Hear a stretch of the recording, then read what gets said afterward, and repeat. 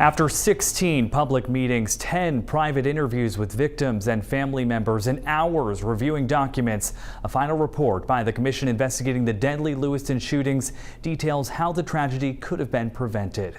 As they unveiled the report today, commissioners acknowledged nothing can be done to change what happened, but they hope the facts can spark change and make sure something like this never happens again. Here's News Center Maine's Caroline LaCour. The commission unanimously finds that there were several opportunities that, if taken, might have changed the course of these tragic events. A final conclusion after 10 months of investigating the events leading up to and following the tragedy that killed 18 people in Lewiston on October 25th. Within minutes, the safety and security that we all feel as Mainers was shattered. In a final report released Tuesday, members of the commission outlined what they say were missed opportunities by organizations that crossed paths with Robert Card, including the Army Reserve. Commissioners say members of Card's unit dropped the ball after he was discharged from a psychiatric hospital in New York. Despite their knowledge, they ignored the strong recommendation of Card's mental health providers to stay engaged with his care. The commission's report also cites the Saginaw County Sheriff's Office's failure to take Card into custody and take his guns away under Maine's yellow flag law. However, commissioners say Army Reserve leaders also failed to present all relevant information regarding Card with the Sheriff's Office, even discounting some of the risk Card posed. Had members of Card's Army Reserve unit presented a full and complete accounting of the facts, the Sheriff's Office might have acted more assertively in September. The report also details efforts made by Card's family and friends to alert authorities to his concerning behavior as early as May of 2023 by contacting the Army Reserve, law enforcement, and even calling crisis lines for help. But those efforts would not prevent the tragedy. As they release this final report, commissioners say they hope the truth found within its pages will allow policymakers and the public to learn from past mistakes while helping the healing process.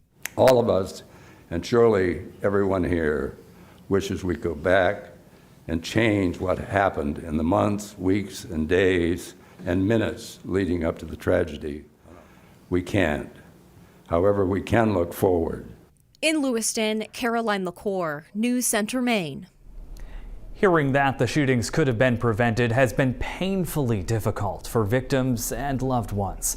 18 people were killed, 13 others were injured in the shootings, causing lasting effects for those who survived.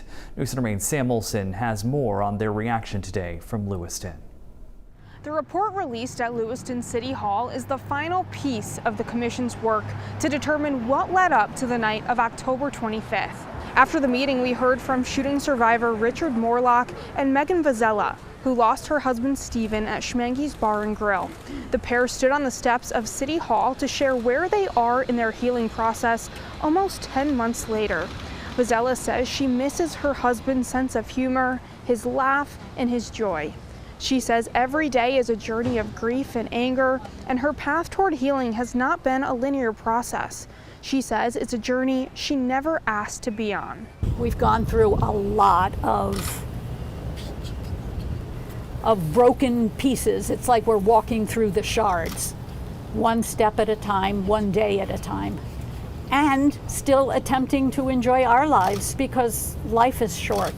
Vazella says it will be especially difficult in the next couple months leading up to the 1-year anniversary. 2 attorneys representing Vazella and about 90 other families and survivors also talked next to her on the city steps today. They say now that the report is out, it's time for accountability because they say this could have and should have been prevented. In Lewiston, Sam Olson, News Center, Maine. One thing the commission's report did not address was clear action steps and recommendations. Experts say that's disappointing and ultimately leaves it up to lawmakers. Michael Roque, professor of sociology at Bates College, studies the effects of mass shootings. Roque says he is still hopeful change will happen here in Maine. A lot of these events happen and there are fumbles and missteps and nothing happens. But it seems that the community, law enforcement, the governor's office, they're all still engaged and they are not forgetting. As we mentioned, the Commission's final report is 215 pages long. There's a lot of information we can't cover in a newscast. If you'd like to read the full report for yourself, you can find it on our News Center Maine website and mobile app.